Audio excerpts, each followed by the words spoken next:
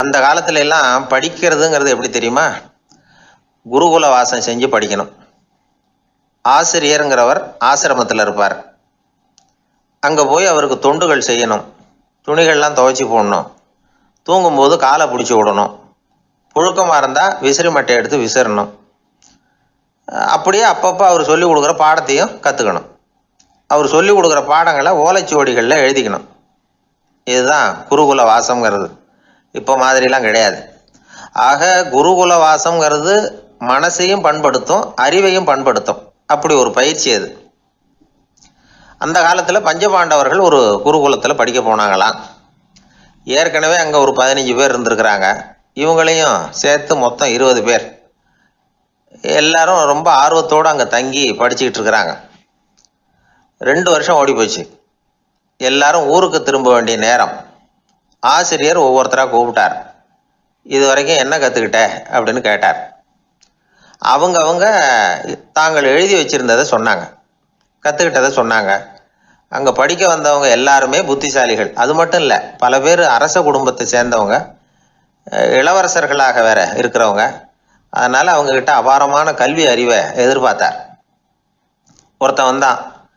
தான் எழுதி வச்சிருந்த சரித்திர பாடம் பூராவையும் படித்து காட்டினான். இன்னொருத்தன் வந்தான். தான் எழுதி வச்சிருந்த பூகோள பாடம் பூராவையும் படித்து காட்டினான். இப்படி ஒவ்வொருத்தராக அவங்க படித்தது என்னங்கிறத படித்து காட்டிவிட்டு போனாங்க. கடைசியாக தர்மர் வந்தார். பேசாமல் நிற்கிறார். தன் கையில் இருந்த ஓலைச்சுவடி கேட்டால் அவர் பிரிக்கவே இல்லை. ஆசிரியர் இவர்கிட்ட தான் அதிகமாக எதிர்பார்த்தார். ஆனால் இவரும் பேசாமல் நின்றுட்டு இருக்கிறார். நீ என்ன கற்றுக்கிட்ட சொல்லு, ஓலைச்சுவடியை பிரித்து படினார் அந்த முனிவர். தர்மர் அசையவே இல்லை. மெதுவாக சொன்னார், ஐயா, நான் கற்றுக்கிட்டது ஒன்று தான். அதுதான் வாழ்க்கையில் எனக்கு ரொம்ப முக்கியமான பாடமாக அமையும் அப்படின்னார். என்னது, என்கிட்ட 2 வருஷ காலமாக படிச்சு விட்டு கடைசியில் கற்றுக்கிட்டது ஒன்று தானா அப்படின்னார் முனிவர். அவருக்கு ஒன்றும் புரியல. மற்ற மாணவர்களை விட இவர் பண்புகளில் உயர்ந்தவர், அறிவில் சிறந்தவர், வயசில் முதிர்ந்தவர். இவரே இப்படி சொன்னால் மற்றவங்க நிலைமை என்னத்துக்கு ஆறுது? அவங்க ரொம்பவும் கெட்டு போயிடுவாங்களே அப்படின்னு அவர் யோசனை பண்ணார். தர்மா, நல்லா யோசனை பண்ணி பதில் சொல்லு. 2 வருஷமாக நீ கற்றுக்கிட்டது என்ன அப்படின்னு தானே நான் கேட்குறேன். அதை கொஞ்சம் யோசனை பண்ணி சொல்லுன்னார் முனிவர் கொஞ்சம் கோபமாக. தர்மர் முகத்தில் எந்த மாறுதலுமே இல்லை. இல்லையா, 2 வருஷமாக நான் கற்றுக்கிட்ட முக்கியமான பாடம் ஒன்று தான்னார். இப்போ அந்த முனிவருக்கு கோபம் அதிகமாக வந்துடுச்சு. ஏன்பா, உனக்கு வெக்கமா இல்லையா? உன்னை விட வயசில் குறைஞ்சவங்க எவ்வளவு பாடம் கற்றுக்கிட்டு இருக்கிறாங்க, எவ்வளவு விரிவாக அவங்க படித்து காட்டினாங்க. நீயும் கூட நிறைய குறித்து வச்சிருக்கிற போல இருக்க, அதை ஏன் பிரித்து படிக்கக்கூடாது அப்படின்னார். ஐயா, நான் சொல்கிறது உங்களுக்கு ஏமாற்றமாக இருந்தால் என்னை மன்னிக்கணும். நான் ரொம்ப முக்கியமாக கற்றுக்கிட்டு இருக்கிறது ஒன்று தான், மற்ற எதையும் சொல்கிறதுக்கு விரும்பலைன்னார். மாணவர்கள்லாம் சிரிச்சுட்டாங்க. முனிவருக்கு கோபம் அளவுக்கு மீறி வந்துட்டு ஓங்கி அரைஞ்சு விட்டார் தர்மரை அவர் கன்னத்தில். தர்மர் கண்ணை செவந்து போட்டுது, கண்கள் கலங்கி போச்சு. ஆனாலும் அவர் அமைதியை இழக்கலை, தலை குனிஞ்சு நிற்கிறார். இவருடைய பிடிவாதம் முனிவருக்கு இன்னும் ஆத்திரத்தை உண்டாக்கி விட்டது. இன்னொரு கண்ணத்திலே அரைஞ்சார். எல்லாரும் பயந்து போய் அமைதியாக நின்றுட்டு இருக்கிறாங்க. முனிவர் கத்துறார், அப்படி நீ கற்றுக்கிட்ட அந்த முக்கியமான பாடம் தான் என்ன, அதையாவது சொல்லு அப்படின்னார். ஐயா, அதை மட்டும் ஒரு ஓலைச்சுவடியில் தனியாக குறித்து வச்சிருக்கிறேன், இந்தாங்க, இதை நீங்களே படித்து பாருங்கன்னார். தர்மர் ஓலைச்சுவடியை நீட்டினார். முனிவர் அதை வாங்கி பிரித்தார். சத்தம் போட்டு படித்தார். என்ன எழுதியிருக்காருன்னா, எப்படிப்பட்ட சோதனை ஏற்பட்டாலும் நிதானம் இழந்து கோபத்துக்கு ஆளாகக்கூடாது அப்படின்னு. இதுதான் அந்த ஓலைச்சுவடியில் அவர் எழுதி வச்சிருந்தது. அந்த ஒரு கணத்திலேயே முனிவரும் எல்லா மாணவர்களும் தர்மரை புரிஞ்சுக்கிட்டாங்களாம். அவர் கற்றுக்கிட்டது ஏட்டு சுரக்காய் இல்லை, வாழ்க்கையில் பயன்படக்கூடிய முக்கியமான அனுபவ பாடம். முனிவர் கண்களில் கண்ணீர். தர்மரை அன்போடு கட்டி தழுவிக்கிட்டார். அப்புறம் சொன்னார், தர்மா, என்னை மன்னிச்சுரு, நீ மாணவன் இல்லை, ஆசிரியன். நான் இது வரைக்கும் தெரிஞ்சிக்காத அனுபவ பாடத்தை நீ இப்போ எனக்கு கற்றுக் கொடுத்துட்ட அப்படின்னு சொன்னாராம். அதனால் நிதானம் தவறக்கூடாதுங்கிறது ரொம்ப முக்கியமான ஒரு செய்தி. ஒரு ஆசிரியர் மாணவனை ஒரு கன்னத்தில் ஓங்கி அரைஞ்சுட்டார். இவன் நிதானம் தவறல, அமைதியாக நின்றுக்கிட்டு இருந்தான். அவர் ஒரு தடவை அரைஞ்சதும் எப்படி உன்னால் நிதானம் தவறாமல் இருக்க முடிஞ்சுது அப்படின்னு கேட்டாங்க நண்பர்கள். அவன் சொன்னான், நான் நிதானம் தவறி இருந்தா எங்கள் வாத்தியார் இன்னொரு கன்னத்துலேயும் அரைஞ்சிருப்பார், அது அதை விட பலமாக இருக்கும், அதனால தான் நான் அப்படி இருந்தேன் அப்படின்னு நானான். ஆக நாம் தெரிந்து கொள்ள வேண்டியது, வாழ்க்கையில் நிதானம் தவறாமல் இருக்க வேண்டும். அதுதான் வெற்றியின் ரகசியம். இயேசுநாதர்கிட்ட ஒருத்தர் கேட்டாராம், இயேசுவே, என்னை எவ்வளவு நேசிக்கிறீர்கள் அப்படின்னு. அவர் தன்னுடைய 2 கைகளையும் அகல விரித்து இவ்வளவு என்று சொல்லி சிலுவையில் உயிர் நீத்தார் அப்படின்னு சொல்லுவாங்க. அதாவது அந்த நேசிப்புக்கு எல்லை கிடையாது, அதே போல மன்னிப்புக்கும் எல்லை கிடையாது. இது இயேசுநாதர் சொல்லி கொடுத்த ஒரு பாடம். இயேசுனுடைய சீடர்களில் ஒருத்தன் பீட்டர், அவன் ஒரு நாள் இயேசுநாதர்கிட்ட கேட்டிருக்கான், இயேசுவே, நான் என்னுடைய தம்பி கிட்ட அடிக்கடி சண்டை போட்டுக்கிட்டு இருக்கிறேன், என்னுடைய சகோதரன் கூட. அவனை நான் எத்தனை தடவை மன்னிக்கிறது? ஏற்கனவே 7 தடவை அவனை மன்னிச்சுட்டேன் அப்படின்னு சொல்லியிருக்கிறான். அப்போ இயேசு சொன்னாராம், மன்னிக்கிறதுக்கு எத்தனை தடவைங்கிற கணக்கெல்லாம் கிடையாது.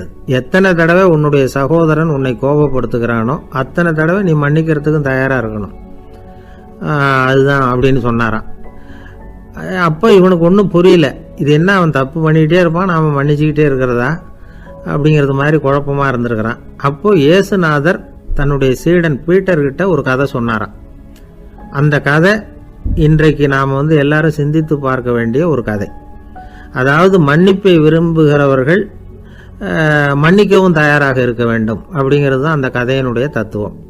அந்த இயேசுநாதர் சொன்ன கதை என்னன்னா, ஒரு மன்னர் இருந்தார். அவர் ஒரு நாள் அரண்மனையில் உட்காந்து கணக்கு வழக்குகள்லாம் பார்த்துக்கிட்டு இருந்தார். நம்ம அரண்மனையிலேருந்து யார் யார் அரசாங்க கடன் வாங்கியிருக்கிறாங்க, யார் யார் திருப்பி செலுத்தி இருக்கிறாங்க அப்படிங்கிற விவரத்தையெல்லாம் பார்த்துக்கிட்டு இருந்தார். அப்போ தான் புரிஞ்சுது, அந்த அரண்மனையில் வேலை செய்கிற ஒருத்தனே அரசாங்க கடன் வாங்கியிருக்கிறான்.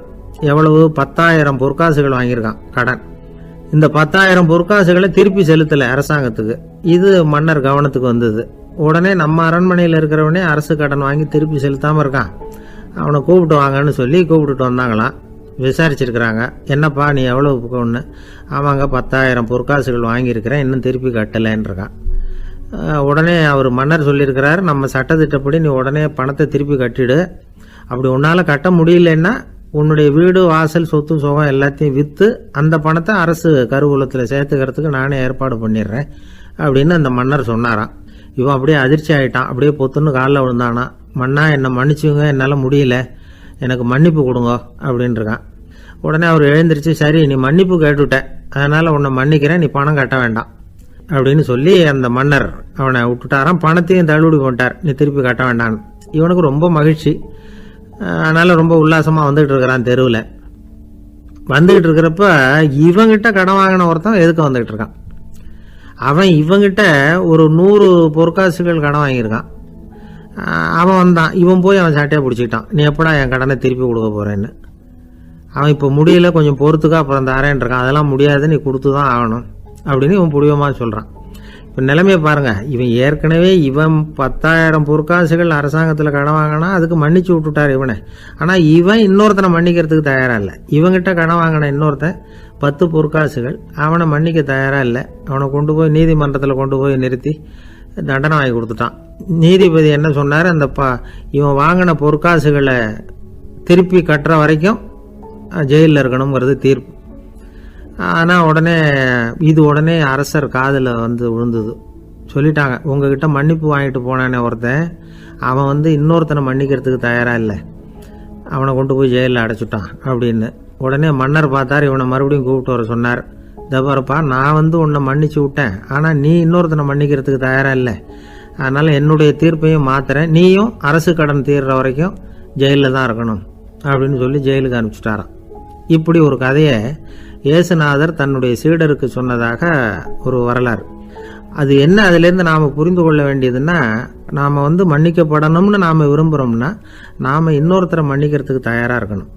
அதனால் நாம் இன்னொருத்தரை யாரையும் மன்னிக்க மாட்டோம், ஆனால் என்ன இன்னொருத்தரை மன்னிக்கணும் அப்படிங்கிறது மாதிரி செய்யக்கூடாதுன்னு சொல்லுவாங்க. அது மாதிரி நாம் இப்போ இது தப்பாக புரிஞ்சுக்கிறவங்களும் இருக்கிறாங்க. பாவம் மன்னிப்புங்கிறதுலாம் எதுக்குன்னா, அதாவது மறுபடியும் பாவம் செய்யாமல் இருக்கிறதுக்காக தான். அதான் மன்னிக்கிறாரே அப்படிங்கிறதுக்காக மறுபடியும் பாவம் பண்ணிகிட்டு இருக்கிறது இல்லை. அதான் ஒருத்தர் கேட்டாராம், பாவத்திலேருந்து மன்னிப்பு கிடைக்கணும்னா நீ என்ன செய்யணும் அப்படின்னு கேட்டிருக்கார். அதுக்கு அவன் சொல்லியிருக்கிறான், நான் முதல்ல பாவம் செய்யணும், அப்போ தானே மன்னிப்பு கிடைக்கும் அப்படின்னு நானும். இப்படிப்பட்டவர்கள் தான் இன்றைக்கி உலகத்தில் அதிகமாக இருக்கிறாங்க. அதனால் இந்த மன்னிப்பின் மகத்துவங்கிறது இயேசுநாதர்கிட்டேருந்து தான் நாம் புரிஞ்சுக்கணும்.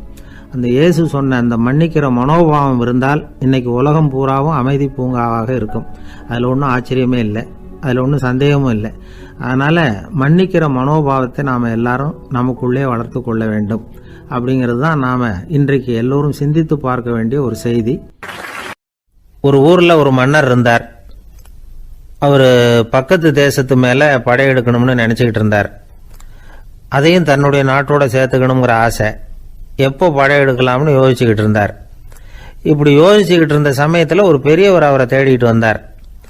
அவர் அடிக்கடி வருவார், அவர்கிட்ட பேசிக்கிட்டு இருப்பார். இப்போ அப்படி தான் வந்தார். என்ன மன்னா யோசனைன்னாரு. இவர் தன்னுடைய யோசனையை சொன்னார். இந்த சமயத்தில் மன்னருக்கு தாகம் எடுத்தது, தண்ணி குடிக்கணும் போல இருந்தது. உடனே அங்கே இருந்த ஒரு அரண்மனை பணியாளரை கூப்பிட்டார். போய் கொஞ்சம் தண்ணி கொண்டு வாப்பா அப்படின்னார். அந்த பணியாளர் போனார், ஒரு கோலையில் தண்ணி கொண்டு வந்தார். ராஜா கிட்ட நீட்டினார்.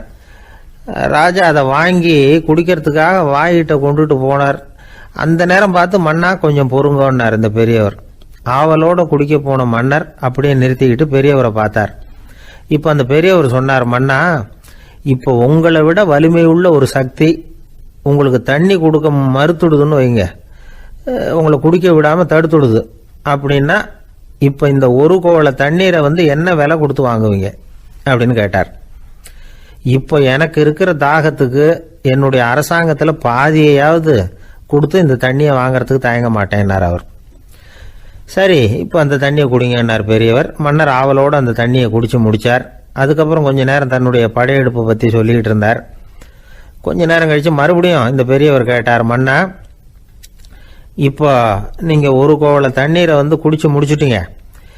இப்போ அந்த தண்ணீர் உங்கள் உடம்பை விட்டு வெளியில் வரக்கூடிய பாதை அடப்பட்டு போச்சு அப்படின்னு வச்சுங்க, அதை வெளியேற்றுவதற்காக நீங்கள் எவ்வளவு செலவழிப்பீங்க அப்படின்னு கேட்டார். மன்னர் யோசனை பண்ணார். அப்படி ஒரு நிலைமை ஏற்பட்டு போச்சுன்னா என்னுடைய அரசாங்கம் பூராவையும் அதுக்கு ஈடாக தர்றதுக்கு கூட தயங்க மாட்டேன்னார். இப்போ அந்த பெரியவர் சொன்னார், எந்த அரசாங்கத்தின் மதிப்பு ஒரு கோவள தண்ணீர் அளவுக்கு கூட இல்லையோ அந்த அரசாங்கத்தை அடையணுங்கிற பேராசையில் மனிதர்கள் தங்களுடைய சகோதரர்கள் கூடவே சண்டை போட்டுக்கிறாங்களே, அதில் ஏதாவது அர்த்தம் இருக்குதா அப்படின்னாராம். மன்னருக்கு இப்போதான் அர்த்தம் புரிஞ்சுதான். மனசில் தெளிவு உண்டாச்சு. தன் மனசுக்குள்ளே உண்டான வெறியை விரட்டி அடிச்சு விட்டார். அதுக்கப்புறம் நிம்மதியாக ஆட்சி புரிஞ்சார். இப்படி ஒரு கதை. உயிருக்கு என்ன விலை கொஞ்சம் யோசனை பண்ணி பாருங்கள். ஆனால் அது இப்போ எவ்வளோ மலிவாக போயிட்டுது, அதையும் யோசனை பண்ணி பாருங்களேன். ஆசை பேராசையாக மாறுது, அப்புறம் அது வெறியாக ஆகுது, அதுக்கப்புறம் பைத்தியம் பிடிக்குது. இந்த காலத்து மனிதர்களுக்கு 2 விதமான பைத்தியம் பிடிச்சிருக்கிறதாக ஒரு பெரியவர் சொல்கிறார். ஒன்று பணம், இன்னொன்று அதிகாரம். இதெல்லாம் எவ்வளவு காலத்துக்கு நீடிக்கும்? ஒரு சர்வாதிகார நாட்டில் 3 பேர் ஜெயிலில் இருட்டு அறையில் பேசிக்கிட்டு இருக்கிறாங்க. நீ எப்படி இந்த ஜெயிலுக்கு வந்த அப்படின்னு ஒருத்தர் கேட்டாராம். இந்த நாட்டு ராஜாவை ஆதரித்து நான் பிரச்சாரம் பண்ணினேன், அதனால் கூட்டத்தில் தகராறு வந்துட்டுது, கலவரமாக போச்சு, அதுக்கு நான் தான் காரணம்னு அரெஸ்ட் பண்ணி இங்கே கொண்டாந்து போட்டாங்க அப்படின்னாராம் அவர். சரி, நீ எப்படி இங்கே வந்த அப்படின்னு இன்னொருத்தரை பார்த்து கேட்டிருக்கார். நான் இந்த நாட்டு ராஜாவை எதிர்த்து பிரச்சாரம் பண்ணேன், அதனால் கலவரம், அரெஸ்ட் பண்ணி கொண்டாந்து போட்டாங்கன்னார். சரிப்பா, நீ எப்படி அங்கே வந்த அப்படின்னு 3வது ஆளை பார்த்து இவங்க கேட்டாங்களாம். இதுக்கு அந்த ஆள் மெதுவாக வெளிச்சத்துக்கு நான் தான் இந்த நாட்டு ராஜா அப்படின்னாராம். ஒரு ரயில் போய்கிட்டு இருக்கு. அதில் ஒரு பெரியவர் பிரயாணம் பண்ணிகிட்டு இருக்கிறார். எதிரில் ஒரு பெரிய அதிகாரி, ஐஏஎஸ் ஆஃபீஸர் உட்காந்துருக்கிறார். 2 பேருக்கும் முன்ன பின்ன அறிமுகம் இல்லை. அவர் வேற யாரோ, இவர் வேற யாரோ. ஒரே ரயிலில் பிரயாணம் பண்ணிகிட்டு இருக்கிறாங்க. அதுவும் எதிர்த்த இருக்கையில். ஏதோ ஒரு நகரத்தில் வண்டி நின்றுது. 2 பேரும் கீழே இறங்கினாங்க. பெரியவர் ஒரு ட்ரங்க் பெட்டியோட கீழே இறங்கினார். அந்த அதிகாரி கையில் ஒரு சின்ன பெட்டி. அவர் அந்த சின்ன பெட்டியை கீழே வச்சுட்டு கூலி கூலின்னு கத்திக்கிட்டு இருந்தார். இந்த பெரியவர் பார்த்தார். ஐயா, இந்த பெட்டி மட்டும்தானா, இல்லை இன்னும் ஏதாவது இருக்குதா அப்படின்னு விசாரித்தார். இப்போ அதிகாரி சொன்னார், இல்லைங்க, இது மட்டும்தான் அப்படின்னு சொன்னார். இதுக்கு என்னத்துக்காக கூலி ஆள், நானே எடுத்துக்கிட்டு வரேனே, வாங்க அப்படின்னு சொல்லி அந்த பெட்டியை இந்த பெரியவர் கையில் எடுத்துக்கிட்டார். எடுத்ததும் 2 பேரும் பேசிக்கிட்டே நடந்து வராங்க. இப்போ பெரியவர் சொன்னார், இப்போ உள்ள நாகரிகம் எப்படி இருக்குன்னா, சுமை கால் பணம், சுமக்கூலி முக்கால் பணம் அப்படிங்கிற மாதிரி இருக்கு. பணத்தை வீணாக்கிறதோட இது கௌரவம்னு வேற நினைக்கிறாங்க அப்படின்னார். அவர் சொல்கிறது சரிதான். 10 ரூபாய் மதிப்புள்ள ஒரு சுமையை 30 ரூபா கொடுத்து தூக்கிட்டு போவோம். நாமே அதை தூக்கினா நமக்கு கௌரவ குறைச்சல் அப்படின்னு நினைப்போம். இதுதான் நம்ம நிலைமை. ஆனால் அந்த பெரியவர் என்ன சொன்னார் தெரியுமா? நீங்கள் எங்கே போகணுமோ அது வரைக்கும் நானே இதை எடுத்துகிட்டு வரேன் அப்படின்னார். அந்த அதிகாரி பக்கத்தில் உள்ள ஒரு ஹோட்டல் வரைக்கும் போனார். பெரியவரும் அங்கே கொண்டுட்டு போய் பெட்டியை வச்சார். உடனே அந்த பெரிய அதிகாரி அவருக்கு பணம் கொடுக்கறதுக்காக பர்ஸை எடுத்தார்.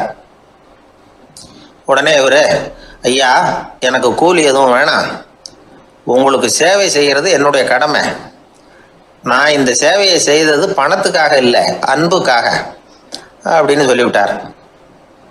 அதுக்கப்புறம் அவர் நன்றினார். 2 பேரும் பிரிஞ்சுட்டாங்க. இது முடிஞ்சது. அன்னைக்கு சாயந்தரம் அங்கே ஒரு பெரிய கூட்டம் நடக்குது.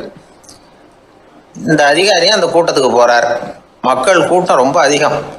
அதனால் இந்த அதிகாரியும் ஒரு ஓரமாக உட்காந்துக்கிட்டார்.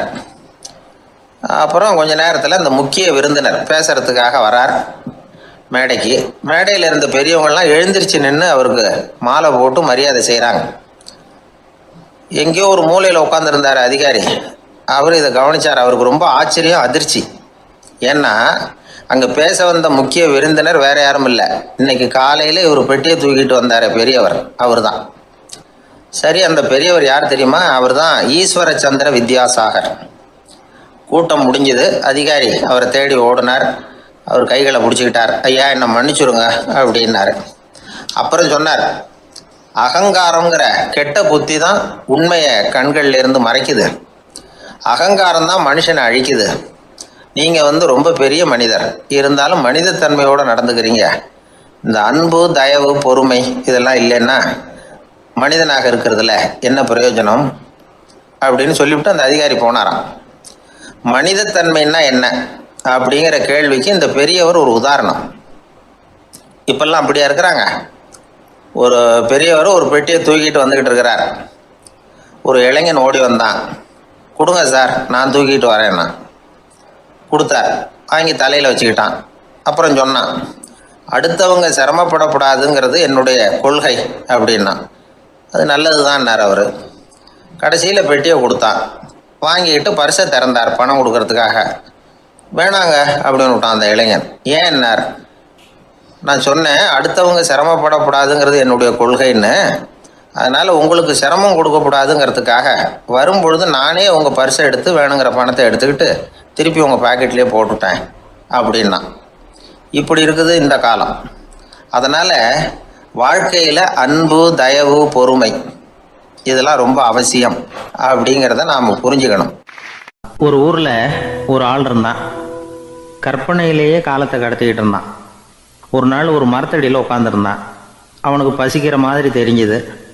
உடனே கற்பனையிலேயே சாப்பிட ஆரம்பிச்சிட்டான். அதாவது எதிரில் இலை போட்டு சாப்பாடு போடப்பட்டிருக்கிறதாகவும் அதை இவன் சாப்பிட்றதாகவும் நினச்சிக்கிட்டு கையை மட்டும் வாய்க்கும் தரைக்குமா அப்படியும் இப்படியும் கொண்டுகிட்டு போய் பாவனை பண்ணிக்கிட்டே இருக்கிறான். தூரத்தில் இருந்து பார்க்குறவங்களுக்கு இவன் ஏதோ பலமான விருந்து சாப்பிட்டுக்கிட்டு இருக்கிறான் அப்படின்னு தான் தோணும். அது மாதிரியே பண்ணிக்கிட்டு இருந்தான். அந்த வழியாக ஒரு சன்னியாசி வந்துக்கிட்டு இருந்தார். இவனை பார்த்தார். என்ன இவன் இப்படி பண்ணிகிட்டு இருக்கிறானே அப்படின்னு நினச்சாரு. கொஞ்ச நேரம் அவனையே உத்து பார்த்துக்கிட்டு இருந்தார். இவரை பார்த்ததும் அவன் இன்னமும் சுவாரஸ்யமாக சாப்பிட ஆரம்பிச்சிட்டான். அப்பப்பா, என்ன இது, இந்த குழம்பு இவ்வளவு காரமாக இருக்குது, என்னுடைய நாக்கே எரிஞ்சு போடும் போல இருக்கு அப்படின்னு சொல்லிக்கிட்டு பக்கத்தில் ஒரு குவளையை எடுத்து தண்ணி குடிக்கிறது மாதிரி பாவனை பண்ணுறான். அப்பாடா, இப்போ கொஞ்சம் பரவாயில்ல அப்படின்னு சொல்லிக்கிட்டு குவளையை கீழே வைக்கிறது மாதிரி ஒரு பாவனை பண்ணுறான். சன்னியாசி பார்த்தார். என்னப்பா, சாப்பாட்டில் காரம் அதிகமோ அப்படின்னார். ஆமாம் சுவாமி, ஞாபகம் மறதியில் கொஞ்சம் மிளகாய் அதிகமாக சேர்த்துக்கிட்டேன் அப்படின்னா. சரி சாப்பிடு அப்படின்னு சொல்லிவிட்டார். அவன் சாப்பிட்டு முடிக்கிற வரைக்கும் பொறுமையாக உட்காந்துருந்தார். அவன் அப்பாடா அப்படின்னு சொல்லிட்டு மறுபடியும் தண்ணியை எடுத்து குடித்தான். எல்லாம் கற்பனையிலேயே. அதுக்கப்புறம் சன்னியாசி பேச ஆரம்பித்தார். இதை பாருப்பா, உன்னுடைய கற்பனையை நான் மெச்சுறேன். இருந்தாலும் உன் சாப்பாட்டில் ஒரு இனிப்பையும் வச்சுருக்கலாமே, ஏன் மிளகாயை அளவுக்கு அதிகமாக போட்டுவிட்டு அவஸ்தைப்படுறேன் அப்படின்னார். அவன் யோசிக்க ஆரம்பித்தான். அதுக்கப்புறம் இவர் சொன்னார், இதை பாருப்பா, இனிமேலும் உன்னுடைய கற்பனையும் உயர்ந்ததாக இருக்கட்டும் அப்படின்னு உபதேசம் பண்ணிவிட்டு போனார். எப்பவும் உயர்வை பற்றியே சிந்திக்கணும்.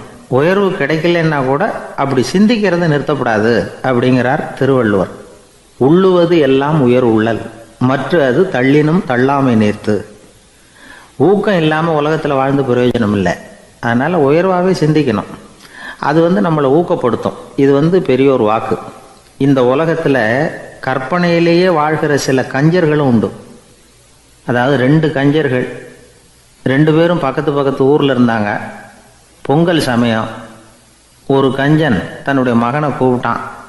இதோ பாருப்பா, பக்கத்து ஊரில் என்னுடைய நண்பன் ஒருத்தன் இருக்கிறான், அவனுக்கு பொங்கல் பரிசு ஏதாவது கொடுக்கணும், நான் ஒரு 4 ஆட்டுக்குட்டியை தரேன், நீ கொண்டுகிட்டு போய் கொடுத்துட்டு வந்து விடுறியா அப்படின்னு கேட்டான். சரி, நான் புள்ள ஒரு பைய கையில் எடுத்துக்கோன்னா அவன் எடுத்துக்கிட்டான். இந்த ஆட்டுக்குட்டி பிடிச்சிக்கோ அப்படின்னு சொல்லி ஒவ்வொன்றா போடுறேன் பார் அப்படின்னு சொல்லிட்டு 1 2 3 4 அப்படின்னு எண்ணிக்கிட்டே வெறும் சைகையாலேயே ஆட்டுக்குட்டியை பிடிச்சி போடுறது மாதிரி பாவனை பண்ணிகிட்டு இருக்கிறான். அவன் பிள்ளையும் அது ரொம்ப அக்கறையாக வாங்கிக்கிறது மாதிரி வாங்கிக்கிட்டு அந்த பையை தூக்கிக்கிட்டு அடுத்த ஊருக்கு போகிறான். இவன் அங்கே போய் சேர்ந்த நேரத்தில் அந்த கஞ்சன் ஊரில் இல்லை, எங்கேயோ வெளியில் போயிருக்கிறான். அவனோட புள்ள மட்டும்தான் வீட்டில் இருந்தான். இவன் அவன்கிட்ட, இதை பாரு, எங்கள் அப்பா உங்கள் அப்பாவுக்கு ஆட்டுக்குட்டி கொடுத்து அனுப்பியிருக்கிறாரு, பிடிச்சிக்கோ அப்படின்னு சொல்லி பாவனையிலேயே ஒவ்வொன்றா எடுத்து அவங்ககிட்ட கொடுத்துட்டான். அவனும் வாங்கிட்டான் வாங்கிறது மாதிரி. அப்புறம் சொன்னான், சரிப்பா, நானும் பதிலுக்கு ஏதாவது ஒன்றுகிட்ட கொடுக்கணும் இல்லையா, அதனால் அந்த பையை பிடி, ஒரு 10 எலுமிச்சம்பழம் தரேன், பதிலுக்கு அதை நீ எடுத்துகிட்டு போ அப்படின்னு சொல்லி கையாலேயே ஒவ்வொன்றா எடுத்து போடுறது மாதிரி பாவனை பண்ணிவிட்டான். அவனும் ரொம்ப நன்றி அப்படின்னு சொல்லிவிட்டு அதை வாங்கிட்டு போயிட்டான். கொஞ்ச நேரம் கழித்து வெளியில் போயிருந்த அப்பங்காரன் திரும்பி வந்தான். உள்ள சொன்னான், அப்பா, உன்னோட நண்பர் அவருடைய மகன் மூலமாக உனக்கு 6 ஆட்டுக்குட்டி கொடுத்து அனுப்பியிருந்தார், நானும் பதிலுக்கு ஒரு 10 எலுமிச்சம்பழம் கொடுத்து அனுப்பியிருக்கிறேன் அப்படின்னா. எப்படிடா கொடுத்தேன்னு கேட்டார் அப்பா. இப்படி தான் கொடுத்தேன்னு சொல்லி சைகையிலேயே காட்டினான். இதை பார்த்ததும் அப்பங்காரனுக்கு பயங்கரமாக கோவம் வந்துட்டுது. பலார்னு அரைஞ்சுட்டான் பையனை. ஏன்ப்பா அரைஞ்ச? 10 எலுமிச்சம்பழம் கொடுத்துட்டேனே அப்படிங்கிறதுக்காகவா அப்படின்னு கேட்டான். அது கூட பரவாயில்ல, நீ காட்டுற சைகையை பார்த்தா ஆரஞ்சு பழம் சைஸுக்கு இருக்குதே, அவ்வளவு பெருசாக ஏன் கொடுத்த? அதுதான் எனக்கு கோபம் அப்படி. ஒருத்தரை பார்த்து உன்னுடைய நண்பர்கள் யார் அப்படின்னு ஒரு கேள்வி கேட்டு பாருங்க, கொஞ்சம் யோசிச்சு பதில் சொல்லுவாங்க. அவங்க கிட்டேயே உன்னுடைய எதிரிகள் யார் அப்படின்னு கேளுங்க, கடகடன்னு ஒப்பிச்சிருவாங்க. நம்ம மனசு இருக்க, அது எப்படின்னா, நம்ம நண்பர்களை விட எதிரிகளை அது நல்லா ஞாபகத்தில் வச்சுக்கும். இது ஒரு ஆச்சரியமான உண்மை. உங்களால் நண்பர்களை மறந்துட முடியும், ஆனால் எதிரிகளை மறந்துட முடியாது. இது ஒரு வேடிக்கையான நிலைமை தான். அழகான தருணங்களை நாம் ஏன் மறந்துடுறோம்? இது இயற்கை. ஏன்னா நம்ம மனசு மலர்களை கவனிக்கிறது இல்லை, அதில் இருக்கிற முள்ளை தான் கவனிக்குது. தன்னை காயப்படுத்துகிற எதையும் அது உடனே கண்டுகொள்ளுது. ஒரு தெளிந்த சிந்தனையுடைய மனசு மிக அழகாக உள்ள எல்லாத்தையும் கவனிக்கும். அது நன்றியுடன் உணரக்கூடிய எல்லாத்தையும் பார்த்து குறிச்சிக்கும். இப்படிப்பட்டவங்க வாழ்க்கை இயல்பாகவே நல்லா அமையும். அது ரொம்ப அபூர்வம். மனசில் உள்ள ஒரு சிறிய அமைப்பை மாற்றுவதை பொறுத்து தான் இந்த விஷயம் அப்படிங்கிறார் ஓஷோ. ஒரு யூத கோவில் இருந்து தான், அது யூதர்களின் மடமாகவும் இருந்தது. அங்கே ஒரு தலைமை குரு, அவர் ரொம்ப கண்டிப்பானவர். அந்த கோவிலை ஒட்டி ஒரு தோட்டம். ஒரு நாள் காலையில் அந்த தோட்டத்தில் 2 இளம் யூதர்கள் நடந்து போய்கிட்டு இருக்கிறாங்க. காலையில் 1 மணி நேரம், மாலையில் 1 மணி நேரம் அவங்க அந்த தோட்டத்தில் நடக்கிறதுக்கு அனுமதி உண்டு. மற்ற நேரங்களில் அவங்க மத புத்தகங்களை படிக்கணும், பிற விதிமுறைகளை கடைபிடிக்கணும். அந்த 2 பேருமே தொடர்ந்து புகைப்பிடிக்கிற பழக்கம் உள்ளவங்க. ஆனால் கோவில் மடத்தில் இருக்கிறப்போ அவங்க புகைப்பிடிக்க முடியாது, அது கடுமையான குற்றம். சரி, நாம் தோட்டத்தில் இருக்கிறப்போவாவது புகைப்பிடிக்கலாமா அப்படின்னு ஒரு ஆசை அவங்க 2 பேருக்குமே. இருந்தாலும் பயம். இப்படி கேட்டால் மதகுரு என்ன சொல்லுவாரோ அல்லது என்ன செய்வாரோங்கிற பயம். இப்படியே கொஞ்ச நாள் ஆச்சு. ஒரு நாள் அந்த 2 பேரில் ஒருத்தன் ரொம்ப கலங்கி போய் அந்த கோவிலில் இருந்து வெளியில் வந்துக்கிட்டு இருந்தான். வந்தவன் நேராக தோட்டத்து பக்கம் போனான். அங்கே இன்னொருத்தன் ஆனந்தமாக புகை பிடிச்சிக்கிட்டு இருக்கிறான். அதை பார்த்து தான் இவனுக்கு அதிர்ச்சி. அட கடவுளே, என்ன இது, நீ கேட்காமலே ஆரம்பிச்சிட்டியா அப்படின்னா.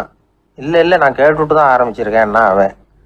அப்படியா, என்ன மனுஷன் இவர், நானும் தான் கேட்டேன், என்னை கண்ணாமுன்னான்னு திட்டி விட்டார். இது என்ன கோவிலா இல்லை நரகமா?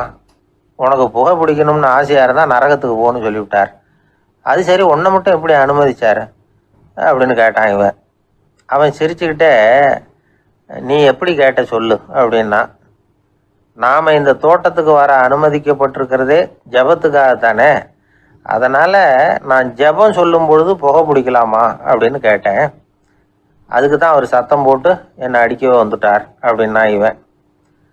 நீ ஒரு மாதிரியாக கேட்டிருக்க, நான் வேற மாதிரியாக கேட்டிருக்கிறேன். ஜெபம் சொல்லும்போது புகை பிடிக்கலாமான்னு நீ கேட்டிருக்க. ஐயா, புகை பிடிக்கும் பொழுது ஜபிக்கலாமா அப்படின்னு நான் கேட்டேன். அதில் தப்பு ஒன்றும் இல்லை அப்படின்னு பதில் சொல்லிட்டார் அப்படின்னா. ஒரு சிறிய மாற்றம்தான் அது மிகப்பெரிய மாறுதலை ஏற்படுத்தி விட்டது. மனசு நல்ல விதமாக சிந்திக்க ஆரம்பிச்சுட்டுதுன்னா மகிழ்ச்சிக்கு பஞ்சம் இல்லை. ஒரு கஞ்சன் ஆற்றுல விழுந்துட்டான், வெள்ளத்தில் தத்தடிச்சுக்கிட்டு இருக்கிறான். கரையில் நின்ன ஒருத்தர் உன் கையை கொண்டா இப்படி பிடிச்சி இழுத்து கரையில் சேர்த்து விடுறேன்னார். எதையும் கொடுத்து பழக்கம் இல்லாத அவன் கையையும் கொடுக்க மாட்டேன்னுட்டான். இவர் பார்த்தார், உன் கையை கொடுன்னு சொல்கிறதுக்கு பதிலாக நான் என் கையை கொடுக்குறேன் பிடிச்சிக்கோ அப்படின்னார். அவன் கப்புன்னு பிடிச்சிக்கிட்டான், இழுத்து கரையில் போட்டார். ஒரு பெரிய தத்துவ சிந்தனையாளர் இருந்தார், சுவாங்ஷு அப்படின்னு பேர். அவருடைய மனைவி ஒரு நாள் திடீர்னு காலமாயிட்டாங்க. ஐயோ பாவம், அவர் ரொம்ப வருத்தப்படுவார், போய் ஆறுதலாக 4 வார்த்தை பேசிவிட்டு வரலாம் அப்படின்னு நினச்சிக்கிட்டு நிறைய பேர் அவரை தேடிட்டு வந்தாங்களாம். வந்தவங்களுக்கு ஆச்சரியம், ஏன்னா இவர் வருத்தப்பட்டுக்கிட்டு இருப்பார் அப்படின்னு தானே எதிர்பார்த்தாங்க. அப்படி இல்லை, தாளம் போட்டுக்கிட்டு உட்காந்துருக்கிறார். தாளத்துக்கு தகுந்த மாதிரி பாட்டு வேற பாடிக்கிட்டு இருக்கிறார். என்ன மனுஷன் அவர், கொஞ்சம் கூட கவலை இல்லாமல் இப்படி இருக்கிறாரு அப்படின்னு நினச்சாங்க. ஒருத்தர் துணிஞ்சு அவர்கிட்ட கேட்டுவிட்டார், என்னங்க இது இப்படி அப்படின்னு.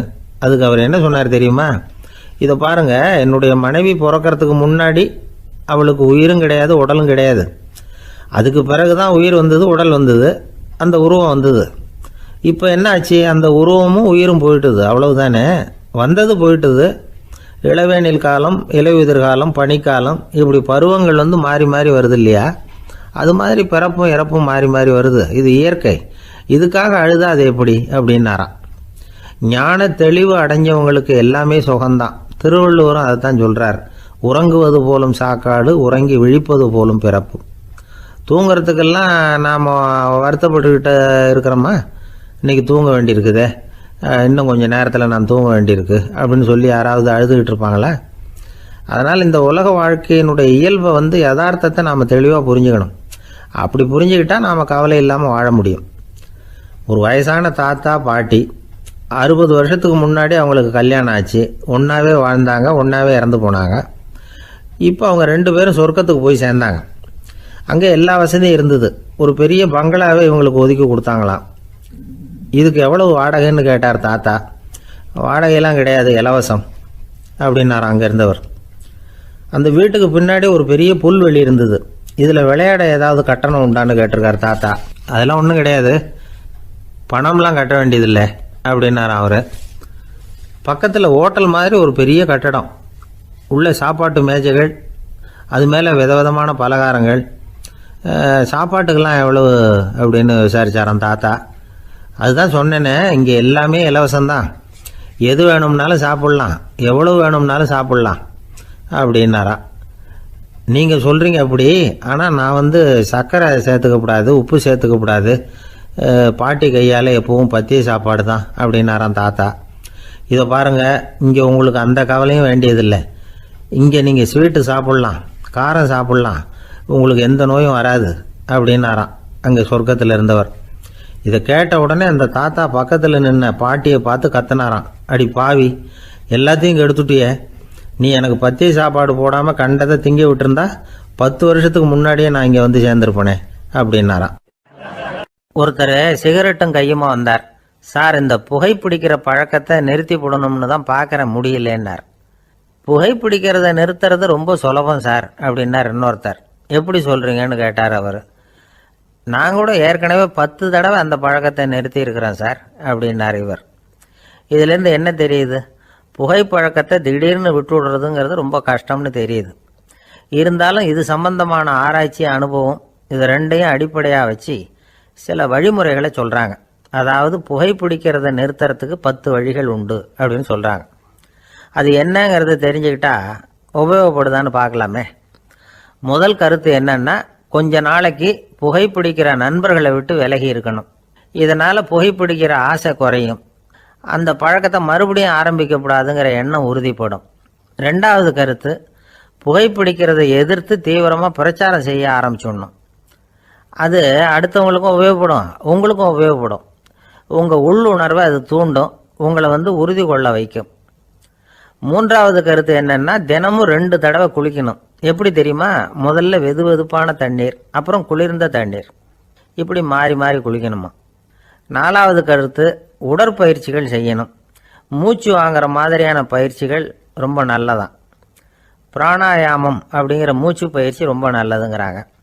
அப்புறம் 5வது கருத்து, சாப்பாடு மிதமாக இருக்கணும், சீராக இருக்கணும். பச்சை காய்கறிகள், பழங்கள் சாப்பாட்டில் சேர்த்துக்கலாம். அடிக்கடி கொஞ்சம் கொஞ்சமாக சாப்பிட்டு ரத்தத்தில் சர்க்கரையின் அளவை பராமரிக்கணும். இது நரம்புகளை அமைதிப்படுத்தும். 6வது கருத்து என்னன்னா, ரொம்ப நேரம் பசியோடு இருக்கக்கூடாது. புகைப்பிடிக்கிறத நிறுத்த முயற்சி செய்யும் பொழுது எடை குறைப்பு நடவடிக்கைகளை மேற்கொள்ளக்கூடாது. 7வது கருத்து, காப்பி, தேநீர், மதுபானம், அப்புறம் போதைப் பொருள்கள் கலந்த உணவுகள் இதெல்லாம் வேணாம். புகைப்பிடிக்கிறத அதெல்லாம் ஊக்கப்படுத்தும். கடுகு, மிளகு, அப்புறம் காரமான பொருள்களை தவிர்க்கணும். உப்பு அளவை குறைக்கணும். தினமும் 10 குவளை தண்ணீராவது குடிக்கணும். வெறும் தண்ணி புகைப்பிடிக்கிற ஆவலை தணிக்குதான். 8வது கருத்து, கையில் சிகரெட்டு, புகையில ஏதாவது இருந்தால் உடனே தூக்கி எறிஞ்சிருங்க. அது கையில் இருக்கிற வரைக்கும் புகைப்பிடிக்கிற ஆசை வந்துக்கிட்டே இருக்கும். 9வது கருத்து என்னன்னா, இறை நம்பிக்கை உள்ளவங்க புகைப்பிடிக்கிற எண்ணம் வர்றப்போவெல்லாம் பிரார்த்தனை செய்ய ஆரம்பிச்சுடலாம். 10வது கருத்து, உங்களுக்கு ரொம்பவும் வேண்டியவங்க யாரோ அவங்கக்கிட்ட எல்லாம் நீங்கள் புகைப்பிடிக்கிறத நிறுத்தி விட்டதா சொல்லிவிடுங்க. இந்த 10 வழிகளையும் கடைபிடிக்க ஆரம்பிச்சுட்டா புகைப்பிடிக்கும் பழக்கத்தை நிறுத்தி விடலாம் அப்படின்னு சொல்கிறாங்க அனுபவப்பட்டவங்க. முயற்சி பண்ணி பார்க்கலாம். ஒரு முக்கியமான இடத்துல நின்றுக்கிட்டு இருந்தார் ஒருத்தர். அங்கே இன்னொருத்தர், ஏன் சார் இந்த இடத்துல சிகரெட் பிடிக்கலாமா அப்படின்னு